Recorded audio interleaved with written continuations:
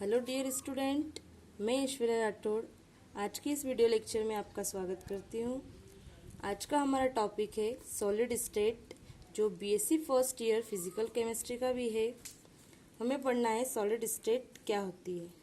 हम जानते हैं कि मैटर की 3 स्टेट होती है, solid, liquid and gas.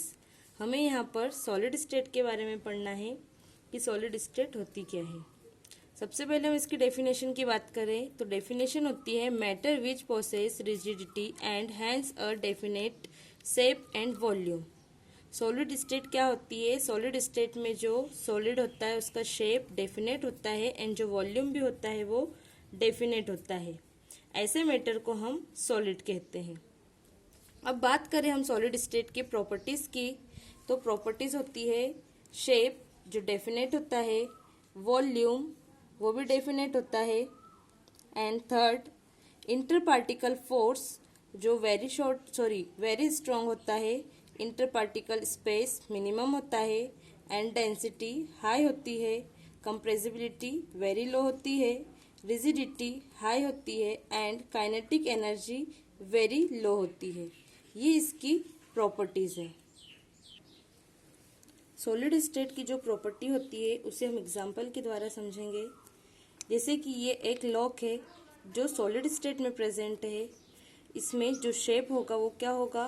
Fix होगा। इसका शेप हम चेंज नहीं कर सकते हैं, एंड जो वॉल्यूम है उसे भी चेंज नहीं कर सकते हैं। अब हमें पता है कि सॉलिड में जो पार्टिकल्स रहते हैं वो एक दूसरे के बहुत पास पास में होते हैं। इसमें जो अट्रैक्शन फोर्स पाया जाता है वो बहुत ज़्यादा होता है, जिसके कारण मॉलिक्यूल्स के बीच में जो स्पेस होती है वो नहीं होगी या बहुत कम होती है, जिसके कारण अगर हम इसे कंप्रेस करते हैं तो ये कंप्रेस नहीं होगा। इसीलिए हम कहते हैं कि जो इसकी प्रॉपर्टी में कंप्रेसिबिलिटी होती है वो वेरी लो होती है, शेप डेफिनेट होता है एंड वॉल्यूम भी डेफिनेट होता है। अगर हम रिजिडिटी की बात करें तो जो रिजिडिटी होती है वो हाई होती है। रिजिडिटी मीन्स होता है अनबेंडिंग या इनफ्लेक्सिबल। यह न तो फ्लेक्सिबल होते हैं और न ही बेंड होते हैं।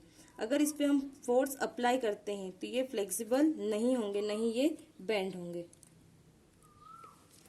सॉलिड स्टेट की अगर हम क्लासिफिकेशन की बात करें तो क्लासिफिकेशन ऑफ सॉलिड 2 टाइप्स के होते हैं। क्रिस्टलाइन सॉलिड जिन्हें हम ट्रू सॉलिड भी कहते हैं। सेकेंड है एमोर्फस सॉलिड जिसे हम नॉन क्रिस्टलाइन सॉलिड भी कहते हैं। अगेन फर्स्ट हम पढ़ेंगे क्रिस्टलाइन सॉलिड क्या होते हैं।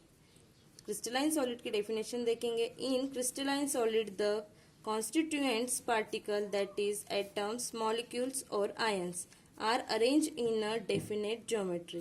क्रिस्टलाइन सॉलिड क्या होते हैं? क्रिस्टलाइन सॉलिड जिसमें कॉन्स्टिट्यूएंट पार्टिकल जैसे एटम, मॉलिक्यूल्स और आयंस होते हैं, उनका अरेंज जो होता है वो डेफिनेट होता है एंड उनकी ज्योमेट्री होती है वो भी फिक्स होती है। सेकेंड है they have long ranger order.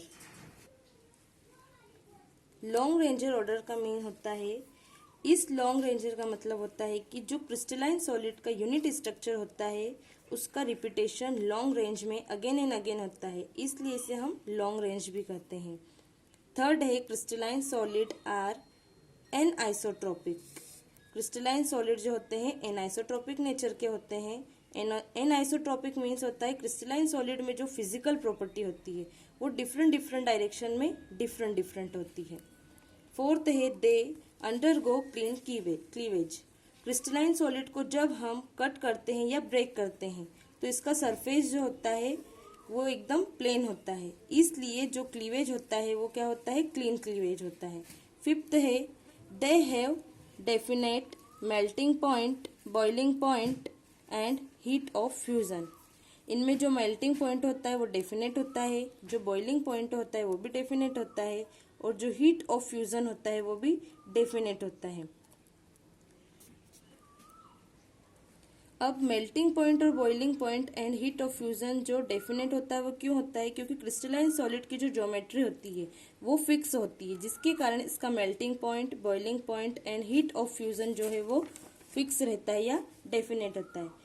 Heat of fusion किसे कहते हैं? Heat of fusion means 1 mole solid substance को जब हम मेल्ट करने में जितनी हीट की हमें रिक्वायर होती है उसे हम क्या कहेंगे, हीट ऑफ फ्यूजन। जितनी हीट की रिक्वायर रहती है उसे मेल्ट करने के लिए, उसे ही हम कहेंगे हीट ऑफ फ्यूजन। बात करें हम 6 point, cooling curve of crystalline solid are discontinuous. इसमें जो कूलिंग कर्व हमें मिलेगी या ऑब्टेन होगी वो डिसकंटिन्यूस होगी, जिसे हम एक ग्राफ के द्वारा समझेंगे। क्रिस्टलाइन सॉलिड को हम कूलिंग कर्व के द्वारा समझेंगे। हमने यहाँ पर एक ग्राफ प्लॉट किया है जो एक्स एक्सिस और वाई एक्सिस पर है। यहाँ पर एक्स एक्सिस पर टाइम शो कर रहे हैं और जो वाई एक्सिस है वो टेम्परेचर को शो कर रहा है। टेम्परेचर इंक्रीज होगा और एक्स एक्सिस पर इधर टाइम इंक्रीज होगा। हम यहाँ देखेंगे कि जैसे ही क्या होगा, क्रिस्टलाइन सॉलिड जब टेम्परेचर को कम करेंगे या टेम्परेचर को डिक्रीज करेंगे तो टाइम इंक्रीज होगा। यहाँ टेम्परेचर को हमने क्या किया है, डिक्रीज किया है, देन टाइम क्या हुआ, इंक्रीज हुआ। जैसे ही यहाँ टेम्परेचर जो होगा फिक्स होगा तो टाइम इंक्रीज होगा। अगेन टेम्परेचर क्या होगा, डिक्रीज होगा तो टाइम इंक्रीज होगा। इसलिए हम कह रहे हैं जो कूलिंग कर्व हमें क्रिस्टलाइन सॉलिड में मिलती है वो डिसकंटिन्यूस होती है। अब हम सेकेंड सॉलिड स्टेट की बात करें जो होता है एमोर्फस सॉलिड, जिसे हम नॉन क्रिस्टलाइन सॉलिड भी कहते हैं। इसकी डेफिनेशन देखें अगर, in a amorphous solid constituent particles are not arranged in a regular way. Constituent particles means atoms, ions and molecules. इनका जो अरेंज होता है इन एमोर्फस सॉलिड में वो रेगुलर वे में नहीं होता है। Second, they have short range order. इनमें जो ऑर्डर होता है वो शॉर्ट रेंजर ऑर्डर में होता है। They do not have definite melting point, boiling point and heat of fusion. इनमें जो मेल्टिंग पॉइंट होता है वो डेफिनेट नहीं होता है, फिक्स नहीं होता है, बॉइलिंग पॉइंट भी डेफिनेट नहीं होता है एंड हीट ऑफ फ्यूजन भी डेफिनेट नहीं होता है। क्यों? क्योंकि जो एमोर्फस सॉलिड होती है उनकी ज्योमेट्री फिक्स नहीं होती है, और ज्योमेट्री फिक्स नहीं होती है इसी कारण इनका melting point, boiling point and heat of fusion fix नहीं होगा। फोर्थ है, दे आर आइसोट्रोपिक। ये आइसोट्रोपिक नेचर के होते हैं क्योंकि जो एमोर्फस सॉलिड होता है उनकी फिजिकल प्रॉपर्टी जो होती है वो किसी भी डायरेक्शन में जो होती है वो सेम होती है। फिफ्थ है, they undergo irregular cleavage. Amorphous solid में जो बताया गया है कि जो क्लीवेज होता है इरेगुलर होता है। हमने क्रिस्टलाइन सॉलिड में पढ़ा था कि जब हम उसे कट करते हैं या ब्रेक करते हैं तो उसमें जो प्लेन होता है वो कैसा मिलता है, हमको पूरा प्लेन सरफेस मिलता है। बट एमोर्फस सॉलिड में क्या होता है, जब हम एमोर्फस सॉलिड को कट करते हैं तो हमें एक इरेगुलर क्लीवेज मिलता है। 6 है, there cooling curve is continuous. इसमें जो हमें कूलिंग कर्व प्राप्त होगी वो कंटिन्यूस प्राप्त होगी। एमोर्फस सॉलिड में जो कूलिंग कर्व होगी वो हमें कंटिन्यूस प्राप्त होगी, जिसे हम ग्राफ के हेल्प से समझेंगे। यहाँ पर हमने ग्राफ टेम्परेचर और टाइम के बीच में प्लॉट किया है। टाइम एक्स एक्सिस पे है एंड टेम्परेचर वाई एक्सिस पे है। यहाँ पर जैसे ही एमोर्फस सॉलिड का टेम्परेचर कम करते हैं तो टाइम होता है वो इंक्रीज होता है, जिससे हमें जो कूलिंग कर्व मिलती है वो कंटिन्यूस मिलती है। अब हम बात करें एग्जांपल्स की, क्रिस्टलाइन सॉलिड के एग्जांपल एंड एमोर्फस सॉलिड के एग्जांपल। क्रिस्टलाइन सॉलिड के एग्जांपल है एलिमेंट्स में आयरन एंड एल्यूमिनियम। कंपाउंड देखें अगर हम तो NaCl, NH2CO, NH2 urea, C12H22O11 जो शुगर है। तीनों कंपाउंड है जो किसके एग्जांपल है, क्रिस्टलाइन सॉलिड के।